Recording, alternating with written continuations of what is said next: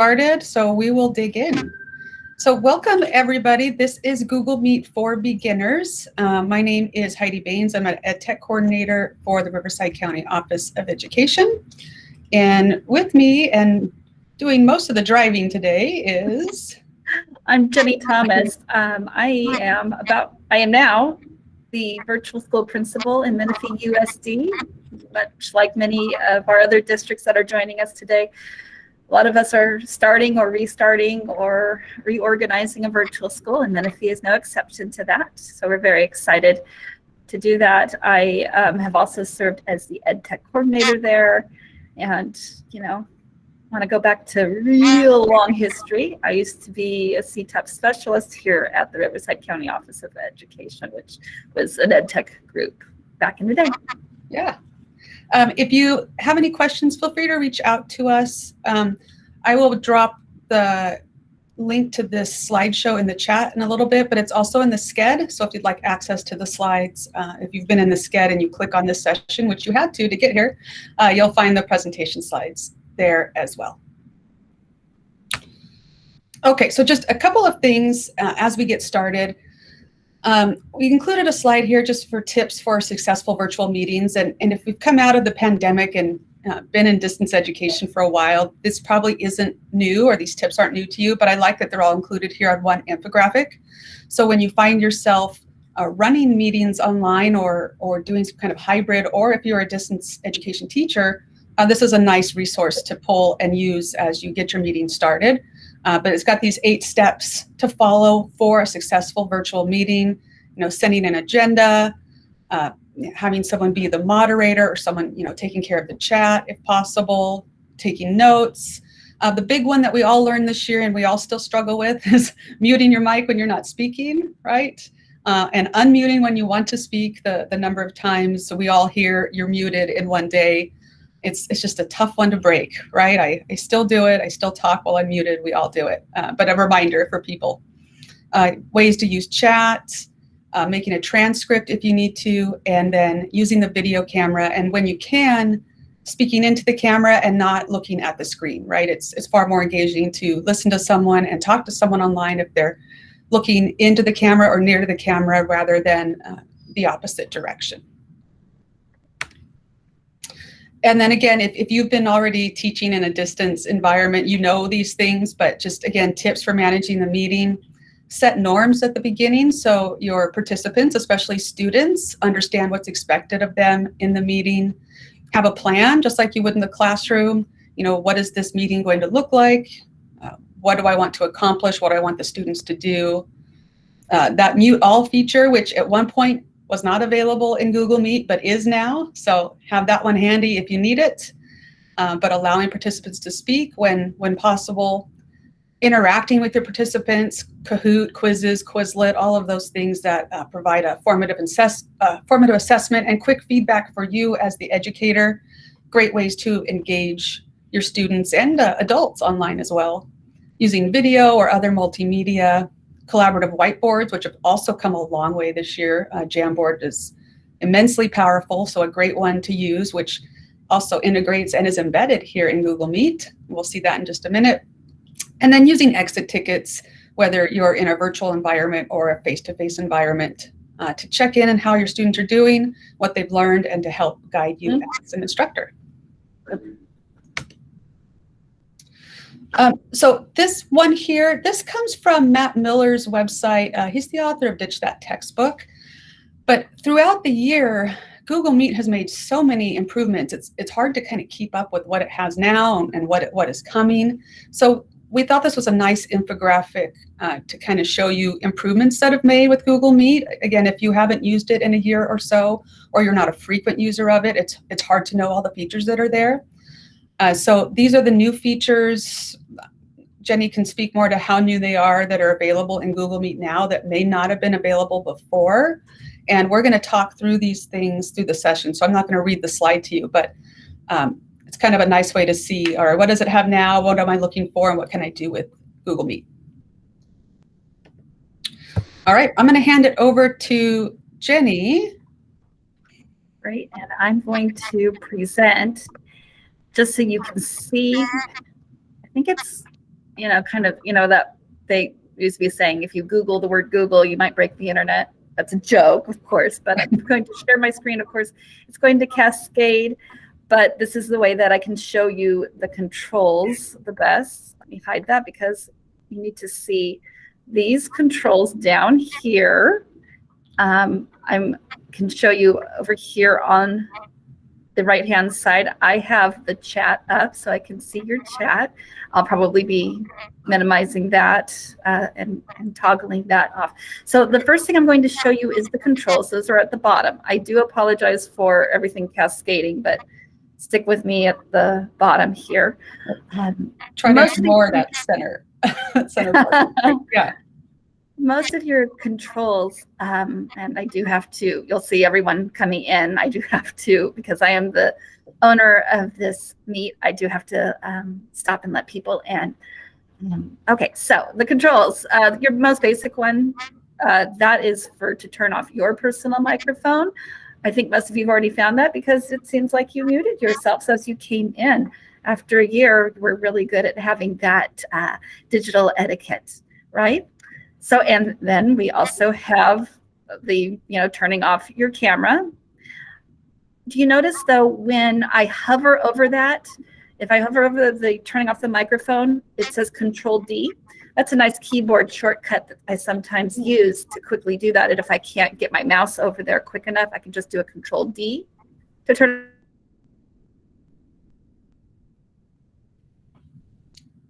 Uh-oh. So Jenny's frozen for a second. I don't think I'm frozen. Am I good? So she's talking about the shortcuts as you hover over the tools. If you hover over the tools on the bottom, each of those have a shortcut, or some of them have a shortcut that you can use if you don't want to always click. So if you want to be faster, or if you like those shortcuts, you can see those when you hover over the tools. The next one she was going to talk about is the closed captions. And we'll talk more about that. Hopefully she gets her Wi-Fi back up and gets that access again. The captions are great because if you click on it, notice if you click on it, you will see everything that's being spoken. It automatically pulls it up and puts it on the screen for you. There's Jenny. You back? Maybe I'm back. Oh dear.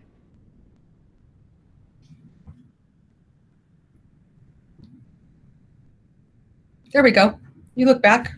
Yeah, okay. Well, I could see you, but I could tell that I was having some difficulty, not sure what to do. We do have me hardwired in here, so that'll be interesting.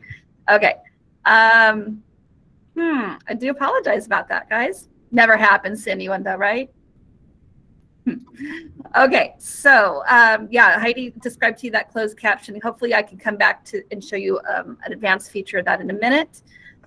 Google added mid-year a raising of hand. They don't have all those wonderful, thumbs up and smileys, but it does raise hand. And I'm going to show you over here in the right hand controls. If people raise their hand, it's going to let me as a teacher know who has raised their hand. And what I really like about it, notice that Heidi raised her hand after me. It is putting it in order, first to last. So the first person to raise their hand was Heidi, and then somebody else raised their hand. There we go. Go ahead and raise your own hands, and you'll see your name pop up there. And I can call people in the order that they raise their hand or not. I'm the teacher. I can decide. I can also lower all of your hands as the teacher. Okay, that's done. And honestly, the number one thing that we notice in Google Meets, whether it's with adults or with kids, people will raise their hand, they'll talk, get their answer question. They might just forget to lower it. So the fact that you can now, hi, Kai, I'm going to lower your hand because I'm assuming you're testing that out. Raise your hand again if you need to, or chat in. If I lowered your hand and you really needed us, go ahead and chat in and let us know. So hopefully we were just testing that out. All right. So utilizing the students raising their hand and you having all the people showing up is a great tool that they've added throughout this year. I am currently presenting, so you notice that the presenting icon in the controls is already blue, but I'm going to bring that up. If I click that, it'll have me stop presenting. What I want to share with you is if I'm not presenting, and I start to present, it will ask me, what do you want to present? Do you want to present your entire screen, which can be handy? Do you want to present just a window? So I only want it to show maybe Chrome, or maybe I only want it to show Word, and I want to keep everything else hidden. The last option is tab. That means you're probably only going to show your Chrome window and just the one tab. So if you have like 40 tabs open like I do on a regular day, it would only show the one tab. That is the recommended way to present if you want to show a video or something with audio that you want to go through to your students or to your audience. So the only time I usually use tab is when I have to do that, when I have to when I want to show a video. It's actually not something I do quite a lot because I figure I can do that maybe in a flipped model. Guys, before we meet, watch this video. So it's not my preferred thing. The majority of the controls, though, are in that, as we watch it cascade, just the front one, it'll be easier. In those three dots, it always means that there's a menu with more options to come. So obviously there's a lot of options here in the three dots. You'll see the first one is Whiteboard. That opens Jamboard. Jamboard being the whiteboarding built into the Google, and I'm sure that many of you have already seen that. Since I'm already recording, it gives me the option to stop that recording. If I wasn't recording, it would ask me to start recording. Let me admit Kim. We're coming back to that. I know a really, really big thing in the beginning of our year, the 2020-2021 school year, was layout. And I know in our district it was really big. A lot of you from my district are here to use grid view. And it kept breaking, did it not? The grid view kept breaking. That's because it was made by a third party. It's an extension made by a third party. So Google would make an improvement, and all that coding that third party guy, he was an educator in another district trying to do that to help everybody. It would just break everything he was doing. So it was this game of always trying to update grid view. The nice thing now is under change layout, you can have a tiled view and decide how many people you want to see at one time.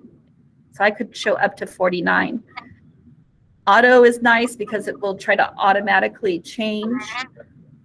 Spotlight, I like sidebar myself, unless, I guess it depends on the type of meeting I'm in. So I'm going to go back to sidebar for right now. Okay, let me bring up those three dots again. So that's change layout. Full screen is going to do just that. It's going to, like, bring this screen up into the full screen, take up your entire monitor. Maybe I'll change my background. And this is new-ish, change backgrounds in Google. New-ish, and you notice that my background has animated guys back there. So let me go to change background. I'm sure it's using quite a bit of bandwidth. Oh, I see them changing. I see people changing their backgrounds. Yeah. Yeah. So, by the way, if you're having a bandwidth issue and you're using a background, and this goes for Zoom as well, might want to turn it off. All right, so we've got all kinds of backgrounds. There we go. Awesome. But they are fun. One important thing to share with you about a background, I can go swimming and dive under. No, wait. If I was on a chair that swung back, that's something that our principals do in our district. Go swimming. Anyway, it takes computer processor speed. So if, for instance, especially a student might be on a student graded Chromebook, most of those do not have processors that are strong enough to do backgrounds, so they don't even show up as an option. So two things to be very mindful of. Your students may not have that option. I know our student Chromebooks, which are very, very, number one, they're fairly new, depending on which one they get. And they're pretty typical of a student Chromebook. A lot of them do not have that option, which is unfortunate. It's really nice for kids to be able to just have them and not worry about what's going on in the back of their homes. So it is unfortunate that for a lot of our student Chromebooks, they won't handle and support that. The other thing to be mindful of is somebody, an adult or student, might be on a Chromebook, or I'm sorry, any computer. And maybe it's technically kind of enough for it to handle. But if they're having connectivity issues, they might want to turn off backgrounds to improve their experience. I'm going to do a slight blur for mine.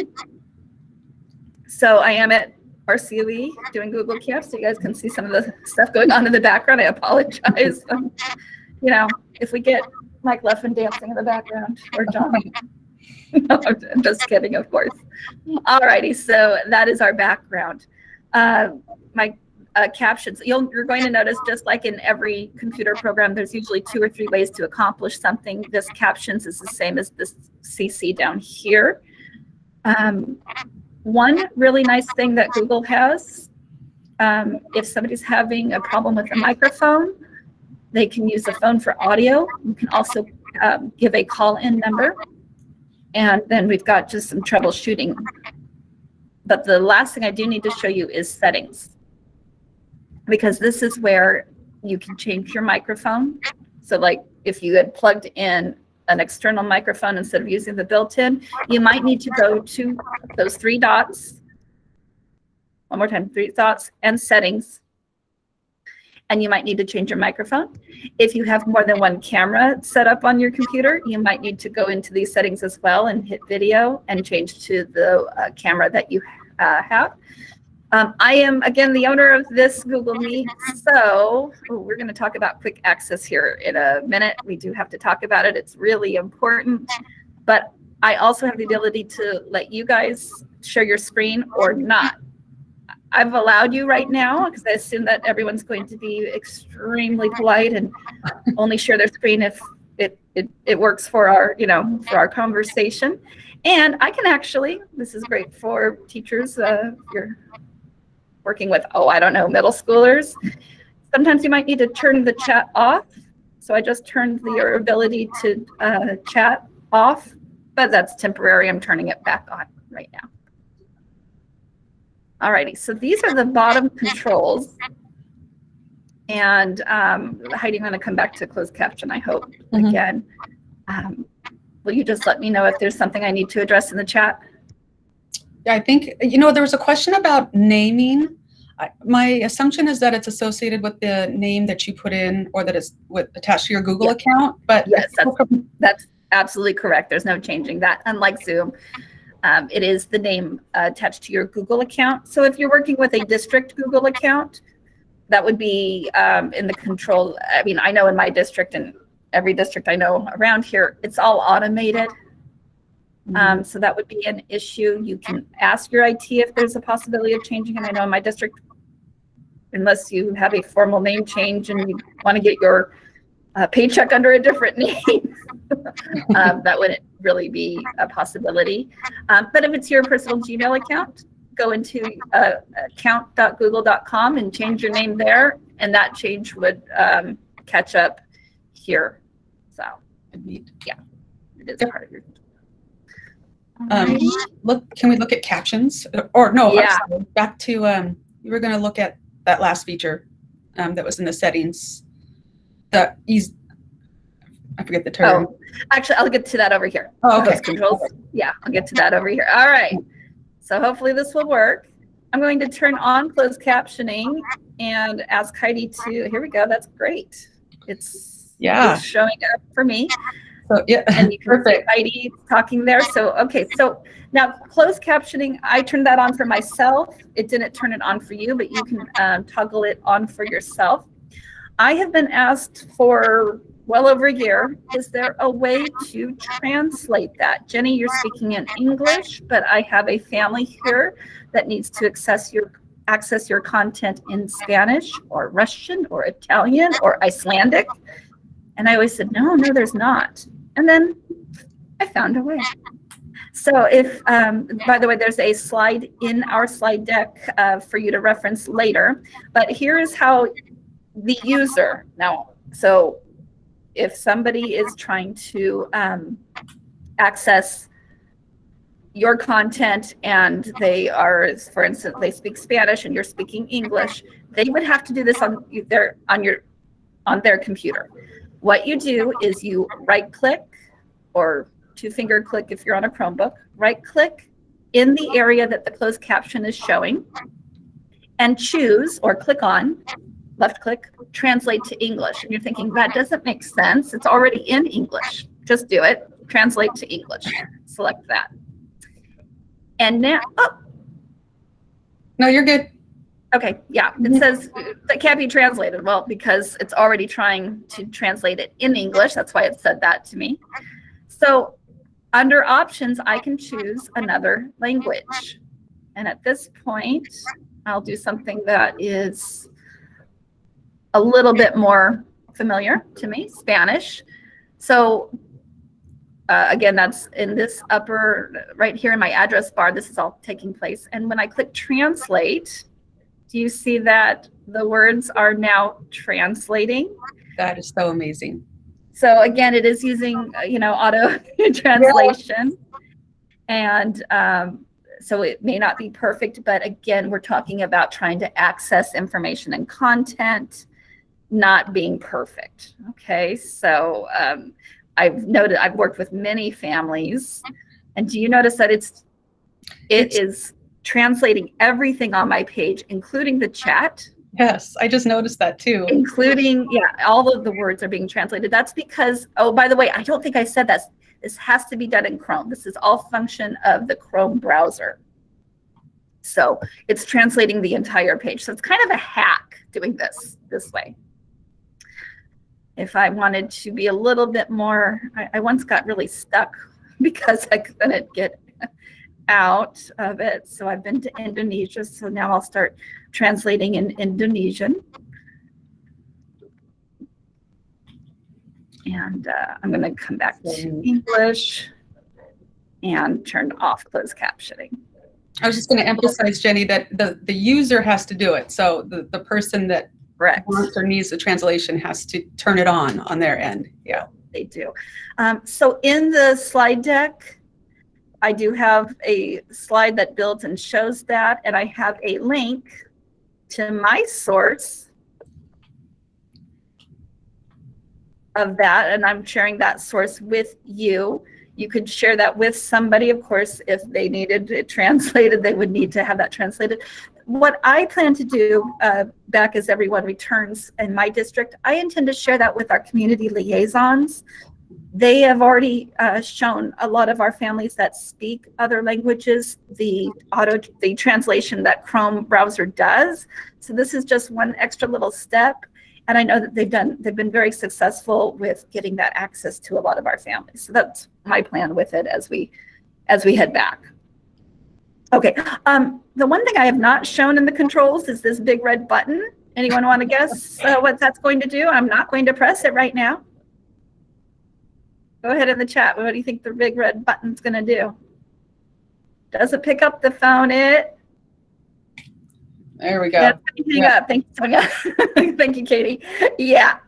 And because I am hey, Barbara, Howard, hi. Because I am the host, one thing that Google has built in to really help out our teachers, if you guys click on that, you're just leaving. If I click on it, it's going to give me two options. And again, I won't be clicking on it because then we would be done and be a little bit early. It's going to ask me, do you just want to leave, Jenny? Or do you want to end the call for everybody? Because, we had some kiddos hanging in Google Meets after their teacher left and, doing what kids do when they're unsupervised. So Google added that in. The owner of it, the host of the Google Meet, can actually end it for everybody now. All right. That's a great feature that didn't exist a year ago. So that's a nice one to be able to close it for everyone. Yeah. Okay. So getting back to sharing, and I feel like I'm doing an information dump for everybody. Let's go to some of the tools, and those are on the bottom right-hand side. You can see my my mouse is now over there. The first one is just an I, and that's going to give me information about the Google Meet. Here's the link. If I need to add one more person in, I can just copy that and shoot them off an email, a text, or whatever. And let's see, it's actually going to copy the telephone information as well if they need to call in. Okay, so Sonia's asking if there is a meeting going on, can they hang up? Yes, so if I said, since I'm the owner, I had two choices. I can either just leave the call or I can end it for everyone. If I just leave the call, the others can continue on without me. I've lost control, but yes, I can allow them to. It's like, these people still need to talk. I can allow that. Hey, Jenny, if you leave the meeting, does it give the host controls to someone else, or are they just in there and then log out when it's done? I think they just log out when it's done. Yeah. Yeah. Okay. And then it ends the call like 20 minutes after the last person has left, or okay. Actually, I think they've shortened that up quite a bit. The next thing is show everybody. Show everyone is what the label is as I hover over that. And I showed you that earlier. That's where I had you guys raise your hand, and on top of the list of everybody in that call, it gave me a list in order of when they raised their hand, so the hand raising. So this was where I went to go see who had raised their hand and in what order. The other thing this lets me do, great for teachers, they can mute everybody at once. A little bit different than how Zoom handles it for you Zoom users. If I were to mute you all, it would let me know, okay, you've muted them, but they need to turn on their microphone and unmute. You can't unmute somebody. You can mute them as the host control, but only they can unmute themselves. If I need to add people, I can do that here. And remember, I said that there's always a few ways to do things. Those host controls, this is one of the other places where I can, as the host, I can set whether I'm allowing you guys to share your screen and whether or not I want the chat on. And again, being in this setting, I'm fine with both. So those are the host controls. If I wanted to go in here, by the way, everyone is alphabetized by whatever their first name is. So if I would come here to Heidi, I can pin Heidi to the screen. Hi, Heidi. And I'll unpin. But I can remove anybody, and of course I don't want to do this. I can remove someone from the meeting if I need to individually remove one person. And I know that our teachers sadly have had to make use of that on occasion, not too terribly much. The chat is over here. And once again, a third place for me to, I think this is actually maybe the fourth place I can turn off and on chat. One thing Google doesn't have yet is that private chat. And I'm not sure, I haven't heard if they're going to add that or not, but Zoom allows, say Heidi and I won't need to have a sidebar, a direct conversation in chat. We can do that. Google does not have that at this time. Now, the big add-ons for Google Meet in 2021. This really brought it up, but this is also where I want to talk about the difference between a free version of Google and the Google Workspace, or what was known as Enterprise. A lot of people still know it as the Enterprise Edition. It's which is an upgrade. It's now the Workspace Teaching and Learning Edition. It's an upgrade for districts. So not everyone's going to have these. I want to show everyone, but I want to be very clear of you may or may not have this. You definitely not have all of these features if you're using just a personal Gmail account, but some of your districts will have some of this. Breakout Rooms was the big one. Yay, Breakout Rooms. let me set up a breakout room so you can take a look. Breakout rooms obviously is going to allow me to put people into breakouts, smaller groups, and bring them back in. So right now I can see that in the main call, last I looked was about 60 people, I think. If I were to set that up, it's recommending with this amount of people that I have 14 rooms. Great, but I can absolutely change that. If I want to make breakout rooms only last for, say, 5 minutes, I can set that up here. And I have 2 options for putting people in breakout rooms. If I have the time and the need and the instructional need to put people into specific rooms, I can do that. Do you notice that by saying 14 rooms, it automatically threw everyone in at random? If I were to change it to 12 rooms, it's going to start making that adjustment. But if I take a look and go, I don't really like how this worked. Oh, I see friend Laura Flores. I'm going to drag my friend Laura from breakout room 1 to breakout room 2. Don't worry, I'm not really going to start these rooms. That's a nice feature. Wow. Yeah, I can just drag and drop people into them. If I go, and I really lucked out on this once. I did breakout rooms. It automatically put me in. I'm just sitting here talking. By the way, I'm the only one seeing this. And I go, didn't work out really how I wanted it. I can hit shuffle. And it's just going to try randomly put everyone in different rooms again. I can just hit shuffle till I see groupings that I like. Or again, remember, I have the ability to just drag and drop and put people into rooms. If I need to, notice that it automatically titles them breakout 1. I can rename them. This could be, the yellow birds.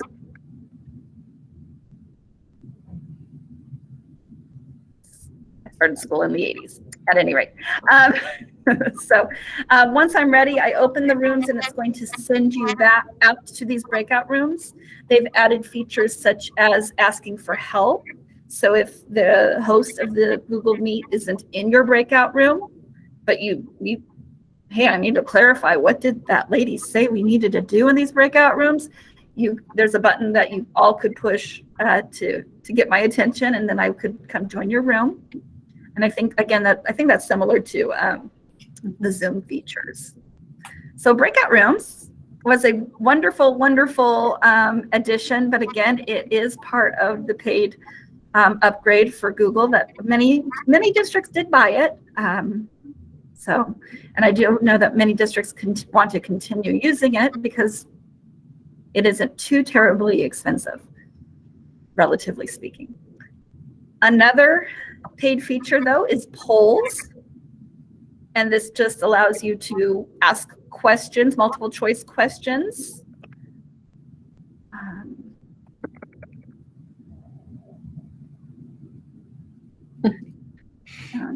I'll do a very quick multiple choice and hit save. Now I'm hitting save and this prepares my question for me. And I can continue and create another poll number 2, poll number 3. I can save these all, but it's not going to ask my participants that question until I hit launch. So I'll go ahead and do that now with my first poll. So right now, hopefully you're seeing that poll and you can answer that question. Oh, we still have people coming in, fantastic. And I can see here on my end that some of you are starting to actually answer the question. Go ahead.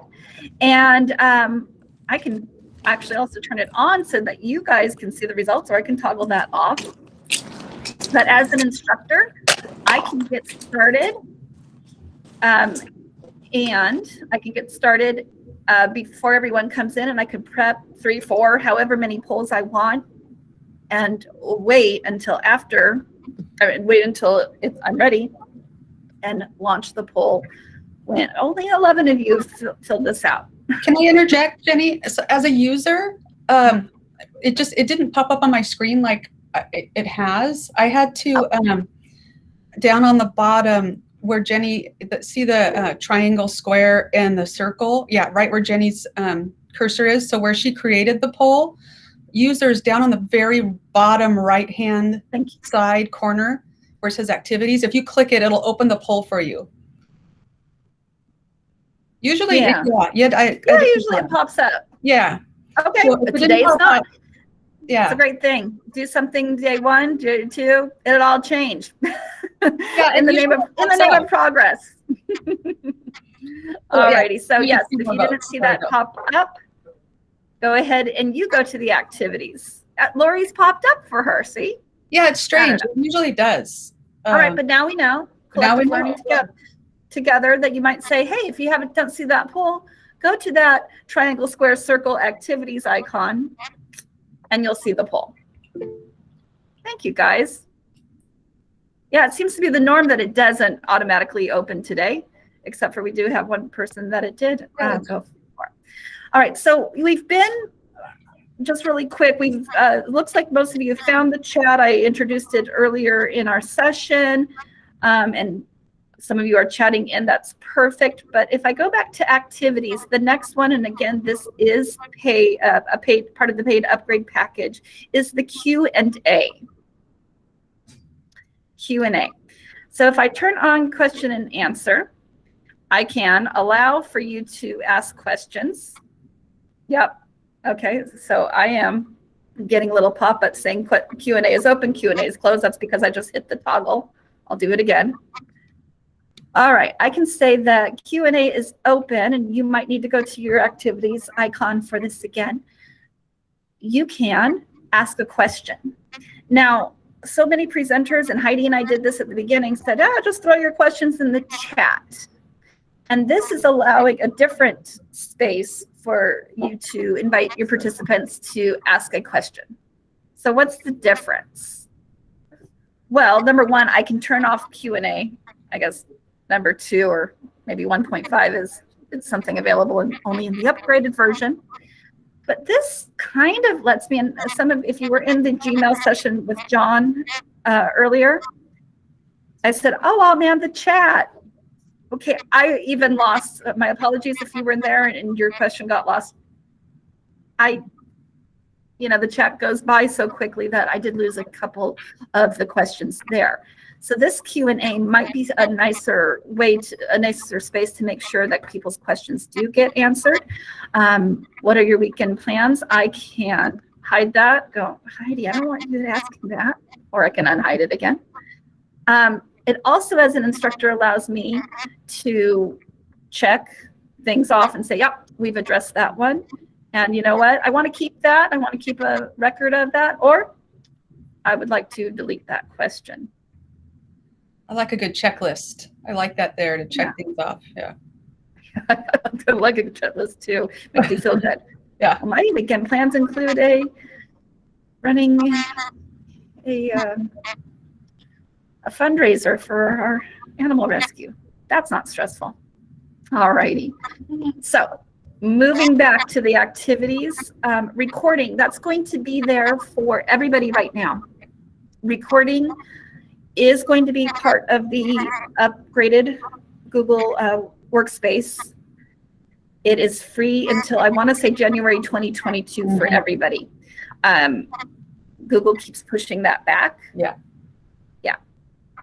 And then the whiteboarding, and I want to say, I think I saw just a question come up in the chat about that.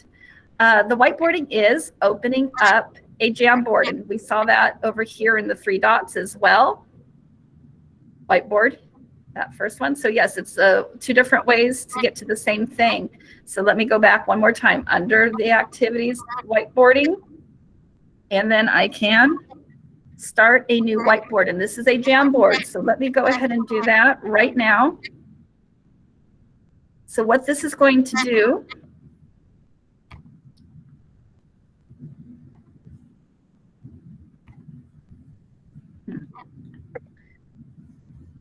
here we go. Just took a minute. All right. I'm going to share. It's creating a Jamboard. It's sharing the right permissions with you all. So I didn't have to go back into my Google Drive and start a new Jamboard and then share it with everybody who is in this, just right here from Google Meet. One of the two different ways that we've seen start a whiteboard. I just click on that. It knows, okay, everybody that's in this Google Meet wants to have permissions to not only see it, but join it and edit it. And I use this all the time for, okay, let's throw out some ideas.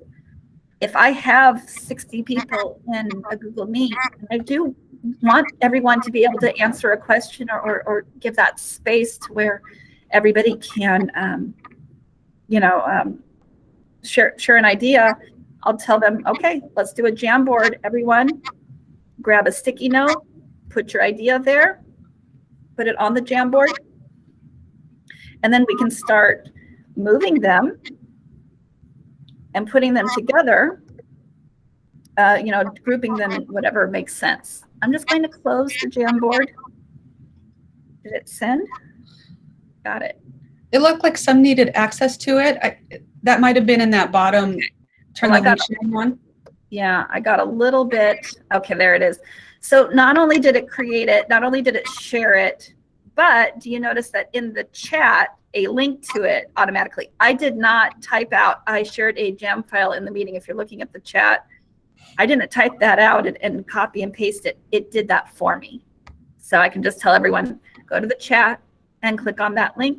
And now we can whiteboard as a group. Now, that was not listed as an upgraded feature, so I do believe that that's available to everybody. So for now, you don't have to have, for now, the recordings are free for everybody, but that is scheduled to change. And the whiteboarding, I believe, is just free to everybody. Okay, so I would need to go back and allow everybody in and get access. I can do that. I did that. I did that for you, Jenny. Oh, okay, thanks. So that was just as a user, it was locked to Menifee Union School District. Which is if you're using a school district account, it'll be the same for you, but likely you're using it with students that are all within the same school district. So you shouldn't really run into that if you're using this as a teacher or administrator just within your district. If you're Jamboarding outside your district, then you'll need to allow others to use it.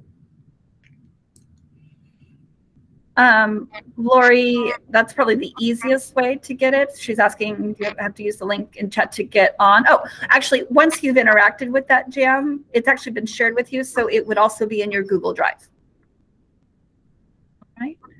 Okay, I have one last host control to show. This was also, I believe, here in the 3 dots, but an easy way is this shield. And what I want to talk to you about is, notice when I click the shield, the window that pops up is called meeting safety. We want to talk about quick access because this was of immediate concern to my middle school teachers in my district. So you can, if I mention middle school, it means it's an opportunity for kids to be a little squirrely, right? Our elementary kiddos needed it too. Anyway, quick access means that when quick access is on, it means it makes it real easy for people to get into the Google Meet. You've been noticing that if somebody was in Menifee USD, they were allowed right in. If they were from the outside, which most of you were, I had to allow you in.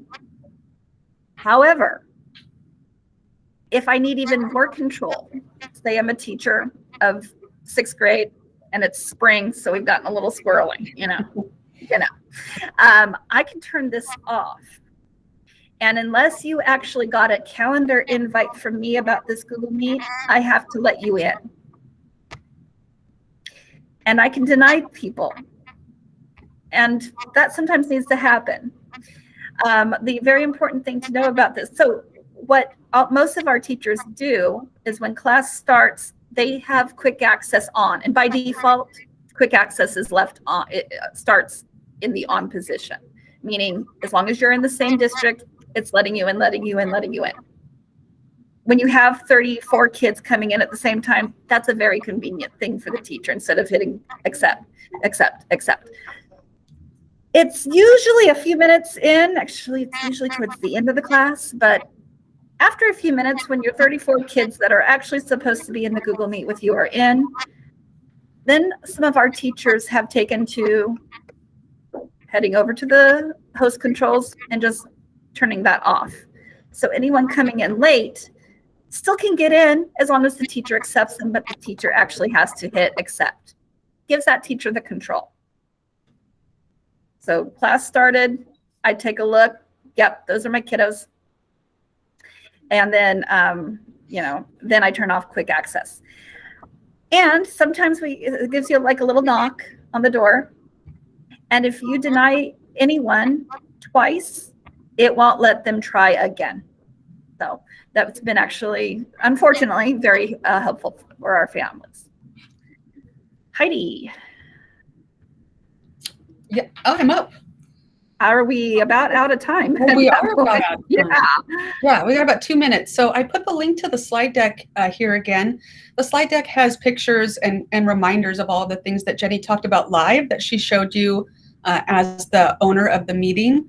At the end of the slide deck, there are some resources for you if you'd like to use those, and you can click on those. I don't know if I have time to share it or not. Let's see if I can share it real quick. The best place to review or find information about, I shared the wrong thing, hold on. Or find information about Google tools is through Google's Training Center. And I linked to it on the slide deck. Here we go. This purple thing links. So this will take you to a Google Meet cheat sheet. If you just need some quick information or you want to give this out to your parents or your students, you can go to Google Meet cheat sheet. This is a great link because the wonderful thing about Google is they're responsive to requests by educators and users to improve their products. The horrible thing is that they're always changing. So just when you think you understand every piece of it, there's something new to learn. So if you just want to see what new features it has or what's coming, you can go to this What's New in Google Meet, and it will tell you what's already there or what's on the horizon. Help from the Google Training Center. If you click on this link, this will take you directly to information about Google Meet, and it's really broken down nicely. You can go to exactly what you want or exactly what you want to learn to do, and it's all here provided by Google. So it's always updated, the screenshots are updated, everything is current if you go through Google Workspace Learning Center to get the information you need. And it's not just Google Meet that's here in the Workspace Learning Center. Any Google tool that you want to learn more about or you want to figure out how to do something, they have it for all of them. Docs, Drive, Sheets, Slides, right? Meet, Hangout, all that stuff is in Google Workspace Learning Center. So this is a great resource for anything Googly that you are looking to do and maybe don't know already how to do it. And then that last one has some more information from Matt Miller. I referenced him earlier, but it's some tips and tricks for using Meet with your instruction. And so if you're looking not just how to use Meet, but how to integrate it more successfully into your instruction, you can find that there on that final slide, Google Meet strategies and infographics. And with that, I think we are 1 minute over. Sorry. So I want to give you time to get to your next session. And yeah, thanks so much for being here. Jenny? Thank you, guys. Our contact is, there on the in the slide deck. Feel free to reach out. Thank you guys so much. Thanks so much. See you, Sonia. Thank you. Join us for the lunchtime session. Yes, join the lunchtime session. Great session and books. Yes, you will enjoy. Yeah. Oh, I put the correct links in the chat. I'll put them there again. I shared the wrong thing, but I put the right links. It was just when she shared her screen, she shared the wrong thing. Yeah. But here's the link to our slideshow. I'll put it here again.